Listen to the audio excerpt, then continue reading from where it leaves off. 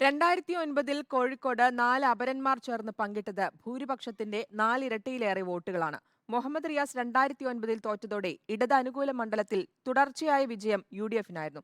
എന്നാൽ ഇത്തവണ യുഡിഎഫ് സ്ഥാനാർത്ഥി എം.കെ. രാഘവന് നേരിടേണ്ടി വരിക അപരഭീഷണി കൂടിയാണ്. തെരഞ്ഞെടുപ്പ് പ്രചാരണത്തിൽ മുന്നണികൾ ഏറെ മുന്നിലെങ്കിലും സ്ഥാനാർത്ഥികൾ അപരഭീഷണിയിലാണ്. എം.കെ. രാഘവൻ, കെ.കെ. ശൈലജ തുടങ്ങിയവർക്കെതിരെ കൂടുതൽ അപരന്മാർ എത്തും. പൊതുവായ പേരായതിനാൽ എം.കെ. രാഘവനാണ് അപരഭീഷണി കൂടുതലുള്ളത്. 2019-ൽ 4 രാഘവന്മാരാണ് അപരന്മാരായി കോഴിക്കോട് മണ്ഡലത്തിലുണ്ടായിരുന്നത്. എന്നാൽ വിജയത്തെ സ്വാധീനിക്കാൻ അപരന്മാർക്ക് കഴിയില്ലെന്ന് എം.കെ. രാഘവൻ പറഞ്ഞു. ഈ എല്ലാ ഇലക്ഷനിലും അപര സ്ഥാനാർത്ഥികളുണ്ടായിരുന്നു, എല്ലാ ഇലക്ഷൻ ഉണ്ടായിരുന്നു, മനസ്സിലായില്ലേ? അപ്പോൾ കോഴിക്കോട് ജനങ്ങൾക്കറിയാം എന്ത് വേണം, എന്ത് ചെയ്യണം. ആര് വന്നാലും കോഴിക്കോട്ടെ UDFിൻ്റെ ജയത്തിന് ഒരു പോറുകളിലേക്കില്ല.